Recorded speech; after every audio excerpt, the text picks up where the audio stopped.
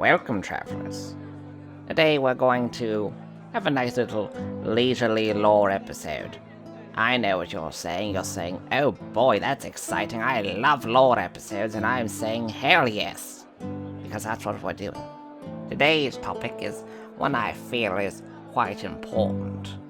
We are going to talk about the corrupted. Now you're thinking to yourself, what's that again? It's been a little bit. Let me give you a refresher. So the corrupted, they're... how to put it? Basically, they're chosen who've died 3 times. Now, it doesn't matter which symbol they have, it just matters that they have one on their left hand. And remember, travelers, when I explained to you about the chosen, when they die, the symbol kept eating more and more of their soul. And so it eventually just consumed their body. No soul left. It took over the driving seat and, get out of the way, chosen. This flesh sack's mine. So what happens in that process? Well, firstly, the soul of that chosen is destroyed. Now, what that means is there's no resurrection. There's no contacting them beyond the grave. They're gone. They're gone forever. And that's what terrifies the Chosen so much. They don't get an afterlife. Making this deal, they signed away their afterlife. They signed away any chance to be reborn into something else, into some reincarnation. All of that, it's gone. Now I'm sure they want it, and I'm sure many have tried to go around it, but believe me, traveler, I have seen what happens when they try to resurrect a chosen. It's horrifying. They killed it right away. There was a large demonstration. There was a very powerful cleric. He said, I can do this. My god is the god of life. And the creature that poor elf became, it was so terrifying. It drove the cleric mad. And they killed the creature. They locked up the cleric until they were able to tend to his mind. I still have nightmares about that day. But the chosen, or more importantly, the corrupted, and their appearance is, as you would have thought, rather monstrous. They take on the appearance of the chosen, but their powers are amplified to such a high degree that whatever it is, it creates the creature. Let's say their ability was rock. Now, this chosen would have probably, each time they died, get more and more rock-like features, and they would have looked kind of like a bit like a golem. Now, by the time they become a corrupted, they would have completely transformed into this golem-like appearance, but with some extra gruesome attachments. Perhaps you could see blood constantly seeping out from between these rocks. Maybe they had these glowing purple or yellow eyes, and maybe there was an energy that's around them that just corrupted things around them, like it twisted trees and plants and whatnot, that destroyed the earth. Even if these corrupted are based around natural elements, they are abominations, and they ruin those elements around them. They are poisonous to the very planet they are on. Often you'll find an area where the corrupted mingle, where they interact with one another. And those areas are disturbing, to say the least.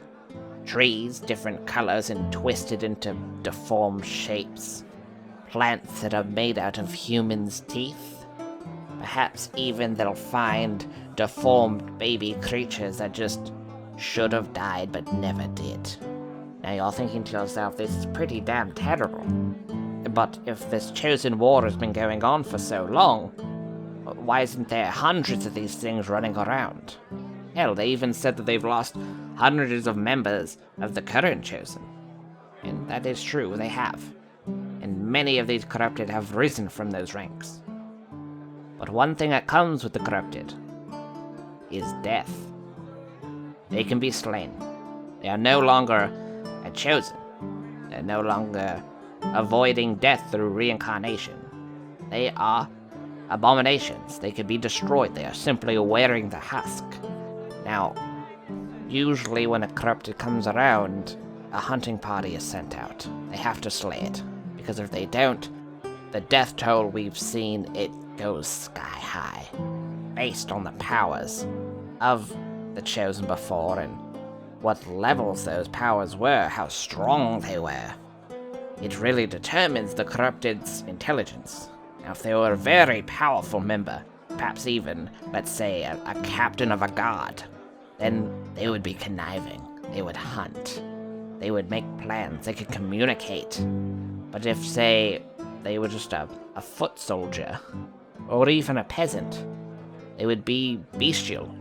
They would hunt on instinct. They wouldn't be able to talk properly. They would have fragments of memories, and they would most likely just be insane. The scariest of them are the hyper-intelligent ones.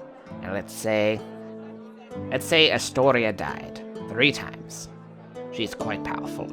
We all know she's a very powerful wizardess.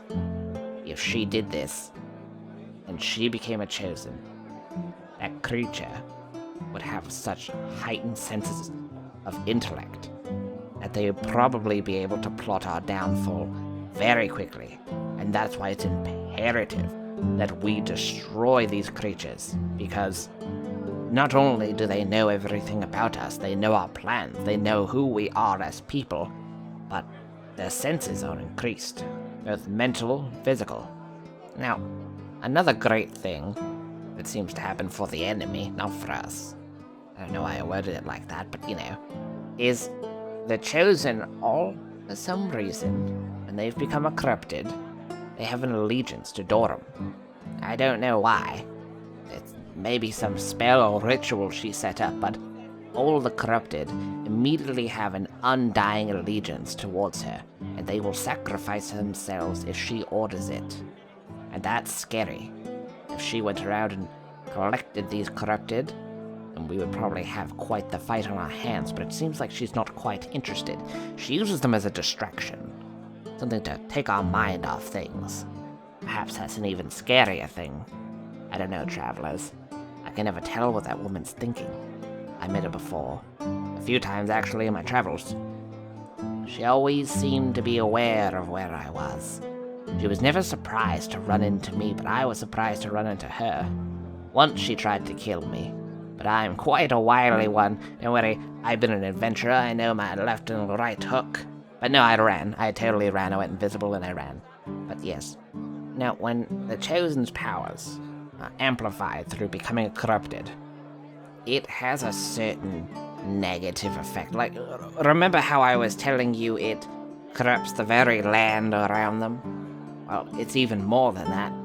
Their powers are boosted to such a degree. Let's say they had something akin to like an Eldritch Blast. They had like a shadowy ball, and they fired out like what Noir has. Now, if she were to become a corrupted, her blast would be doubled.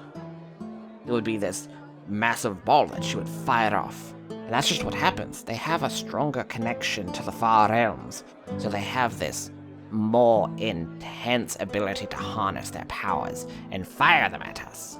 And that's frightening. So now we have these usually quite intelligent, unless it's like a foot soldier who's been corrupted. They have the appearance of something god-awful, often frightening people, driving your average person into madness, which is great for us to have to deal with. They all have a undying allegiance to Dorum, which is quite a pickle if you ask me, but at least they can die. But the last thing I know about the corrupted is that they all have a very particular kind of madness, and it's based on their lives. Maybe it's heightened paranoia. Maybe they have an issue with multiple personalities, or even something as intense as extreme bouts of aggression. They'll just attack everyone around them through fear or anger. Often we try to use these to our advantage if we know them, but it's so hard to predict what's gonna happen. It's so hard to tell. One time, and only once so far, has there ever been a corrupted that has lasted a while. The reason for this is they were quite a powerful member of our troop. They were one of the lead hunters. They went out on a scouting mission. Most of their people were slain. They had to kill all these corrupted. But then what we found out was that this person, this leader, he was corrupted. He had become one without even realizing it. He had died a number of times and didn't even know. He was driven to such great lengths of insanity that he wasn't even aware of what actually happened. Apparently, what had happened is he died first, and he slaughtered all the people in his troop, and then he slaughtered them again when they became the corrupted. And then he convinced himself that he was the hero, and that he didn't do it. And what's frightening about this, travelers, is he didn't look corrupted. He looked average, like a normal person. Only we couldn't tell. And it was only because of one moment he was in the shower. Well, going by, I was just gonna hop on in, get myself a quick scrub, and get out to the tavern. And I looked on over, and when he removed his chest plate, it was just eels moving in on each other. Tons and tons of these eels. They were connecting his body together. He had normal arms, normal legs, a normal head, but the rest were just these eels that were constantly flowing through him. I remember his ability was electricity, and so perhaps that explains why that would happen, but it was terrifying, and they would just move in these hypnotic patterns. I pretended like I didn't see it. He didn't even seem to notice it himself. I quickly went over to Elwyn, then we all came back with a number of people, and we had to slay him, and he didn't understand. The whole time he was shouting, "Why, I thought we were friends, please don't do this to me. I'm not one of them, I'm not corrupted." Well, what choice do we have? Who's to say he wasn't leaking information? Who's to say he wasn't trying to plot a way to kill us? Maybe he was on our side. I don't know. That's the horrible thing about this war, traveler. We don't know much. Most of this stuff is conjecture. We just kind of guess what the enemy's doing, or what they're plotting, or what Dorum really wants. She shouts things at us, she tells us plans, but what if she's right? What if we're the ones that are in the wrong? I'm sorry, traveler. It's been tough lately. There's been a lot going on.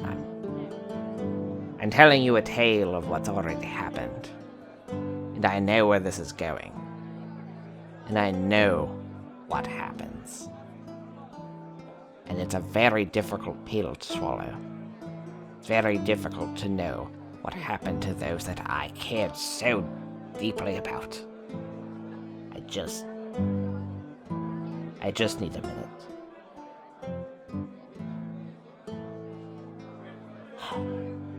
Alright. This war, it's claimed many. We've lost many of our brothers and sisters to this corrupted business. Dorum has gained many of us to join her ranks, and we've tried to slay as many of them as we can. We don't even know how many she has, or if she even has any. Or perhaps she has an army that we just are unaware of.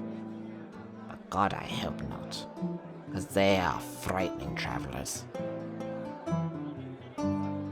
Well, I know this wasn't the most fun tale, and I know you're probably sitting there thinking, well, damn, I hope everything's good for Death Shift. And all I can say is, we'll see. I hope so too. It's difficult leaving this inn nowadays.